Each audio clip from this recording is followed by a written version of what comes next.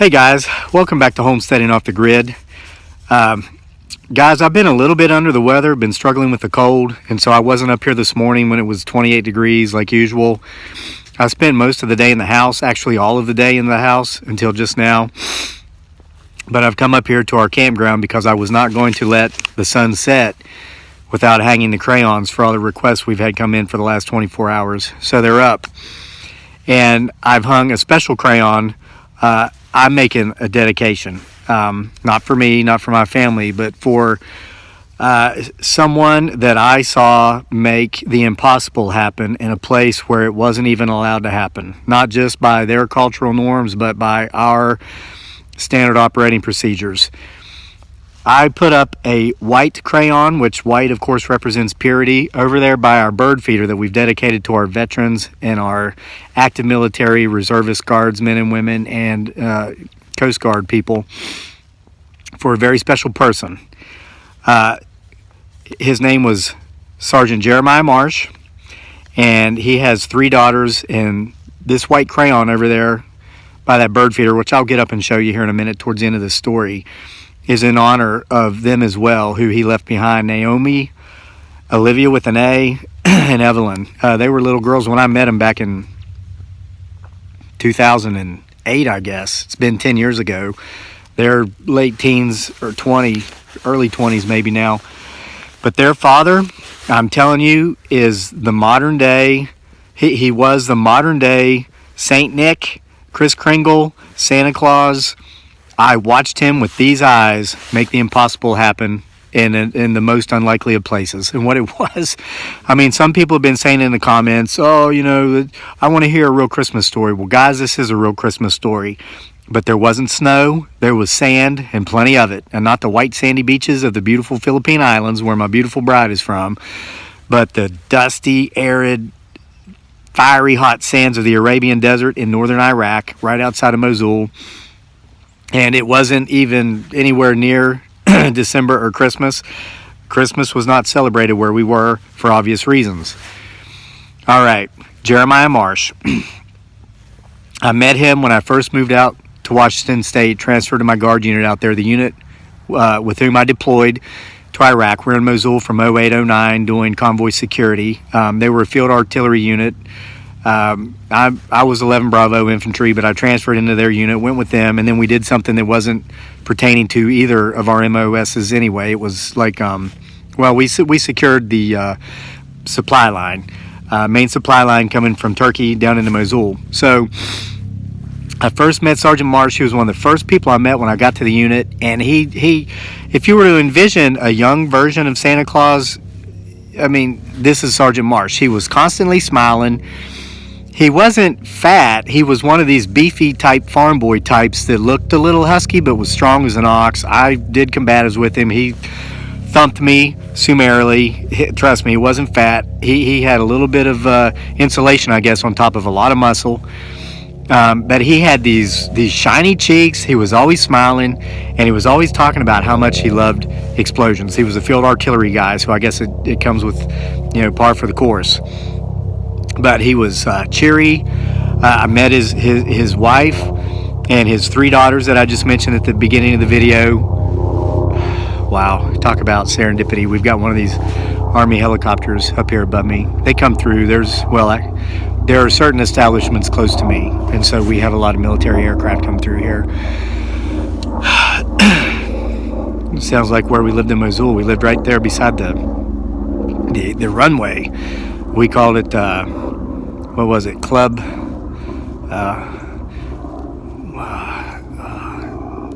Well, it was Merez East, for those of you who've been over there. But what was it? They called it, I can't remember, something about golfing and holes, and said, there were shirts that said, welcome to, Mortaritaville. Welcome to Mortaritaville. Like Margaritaville, we called it Mortaritaville because we got mortared constantly. Actually, on Christmas Day, we spent Christmas Day 2008 there. We survived the largest rocket and mortar attack on that FOB, forward operating base, in the history of the war in Iraq. So they had T-shirts that said, welcome to Mortaritaville, 108 holes and counting, because, they're constantly mortaring us. So anyway, when we're on base, so met Sergeant Marsh, met his beautiful wife, met his beautiful daughters. We ended up going to Iraq. Part of the time, he was my truck commander. We became friends. He was just a great guy, always positive, always positive. So, I'm just sorry. I've been fighting this cold, and I got some sniffles. So, we lived in these little rooms called CHUs. CHU stood for, I think, Company Housing Unit. Sergeant Marsh's was right beside mine, and I remember about a month or 6 weeks into the deployment, I walked into his CHU to ask him something or get something, and I noticed he had all these priority mailboxes, those little flat rate priority mailboxes stacked up against the wall, dozens of them. And I said, "Wow, what are you sending home, or who's sending you more stuff than you need?" And he said, "Oh, my wife sent me that." I was like, "Oh, okay." So I figured, well, private matter, leave it that way. So about a week later or so, I go back in his CHU. There's 3 times as many boxes. I'm like, "Sergeant Marsh, what is going on here?" And so he told me, he said, "Well, my wife sent that." And I'm like, "What in the world is your wife sending you?" And he told me that they were having like a toy drive back at his church, back in Grays Harbor County, Washington. I think he lived in Grayland. He was a firefighter. I think he was the head of the fire department there for some time at Grayland. And he had everybody sending him toys. Churches, people with the fire department, people he knew. They were sending all these toys. And I'm like, "Why are they sending all these toys?" And he said, "Because I want to give these little Iraqi kids a Christmas." I'm like, "What are you talking about? We're in the middle of the Islamic world. They don't celebrate." Now, of course, there are Christians everywhere, and there are Christians in Iraq, but predominantly, it's not celebrated over there. He says, "I don't care. It's not about that." He goes, "I'm not trying to disrespect their culture, their customs, their beliefs." He says, "Every little kid deserves to know what it's like to wake up on Christmas morning and get those surprises and see those presents. And could you just imagine the smiles?" And once he opened up about this and what he was doing, he stopped talking about how much he loved explosions, and he just started talking about, "Can you imagine the smiles? Can you imagine the smiles?" So weeks would go by. I'd go into his room. They started storing these boxes in different places because he couldn't fit them all in his room. He had hundreds, if not thousands, of these boxes filled with toys. And he wanted to go into some of the villages that we saw while we were on convoy, like outside of the city of Mosul, up into the autonomous Kurdish region they called Kurdistan. We went up to a little place called Zakho. It was a safe haven then. ISIS took it over, but then here just in this past year, we ran ISIS out, of course. But ISIS took it over after we left. Anyway, I'm sorry. So anyway, we went through all these villages when we were over there, and we'd see the kids. And I've told stories about that before, about the time I gave the sticker of the American flag to that little girl. I referred to her as my little desert angel, and that's when I first opened up about my daughters. I'm sorry, guys. This is kind of hard to talk about, and I'm not trying to bring anybody down. I've had some people tell me they'll see me in January because I'm bringing them down. Well, see you in January. You know what? There are stories that are worth telling, and Sergeant Marsh's story is worth telling. But they were beautiful children, tiny little villages out in the middle of nowhere. No electricity, no nothing. So here comes Cleopatra. Go figure. That's amazing, isn't it? I mean, she knows when to come up here. Come on, girl. I'm going to get through this story. So, I remember the frustration Sergeant Marsh went through when he was trying to get permission from our leadership to let him, pull together a security group to go out there and just give these kids all these toys that were coming in from the United States from various groups. And it looked like it was just never going to happen. Real Christmas came and went. They mortared the crap out of us. We lost a couple helicopters. I think 3 people on our side of the base lost their lives that day. And, whew, man. Come here, girl. Come on. I need my cat. Give me a second. Come on, girl. Come on. Come on. So, come on. Come on. Cleopatra's here to save the day. So, This is probably like the worst ramble I've ever done. I'm sorry for these pauses. So I guess maybe a month or two before we got to leave, or before we got to come home, Sergeant Marsh got his wish. Somehow he got our chain of command to get permission to allow him and however many other soldiers to go out into these villages unannounced and just hand out toys to hundreds and hundreds and hundreds of little children who probably didn't know what Christmas was, had probably never heard the word. And yeah, girl, hey, don't mess with my phone.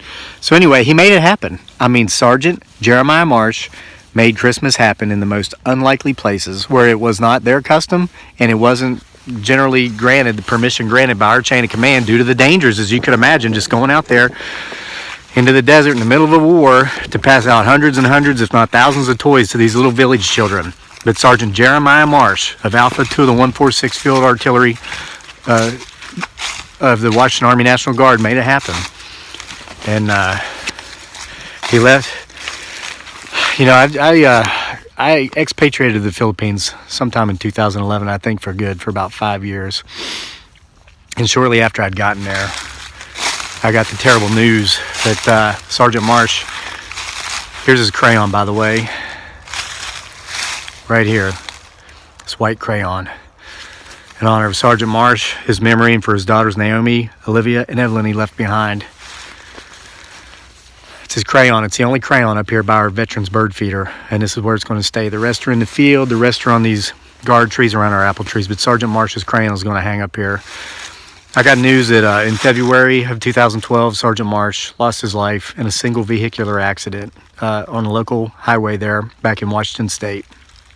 He was only 31 years old. He deployed twice to the War on Terror, and I think it's important to note, or it's worth noting, that on his second deployment, they didn't want to let him go due to injuries he incurred on his first deployment. He suffered, I believe it was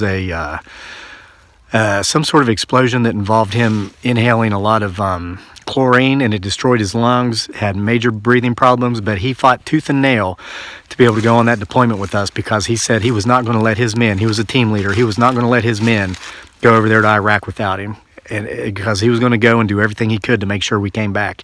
He went, and we did come back. So there's a real Christmas story. It didn't happen on Christmas. There wasn't any snow. But I watched this man, Sergeant Jeremiah Marsh, bring Christmas to hundreds or thousands of children in villages who didn't know what Christmas was. That is a Christmas story worth telling. So thanks for being with me. Hopefully I'll be out here in the morning tomorrow and get over this cold thing. I'm going to give you another parting shot of our homestead here at sunset. We appreciate each and every single one of you. Let us know your stories. Let us know who you want crayons hung up in honor of, in memory of this Christmas, and we'll get them out here. Ornaments of inspiration going up at your request.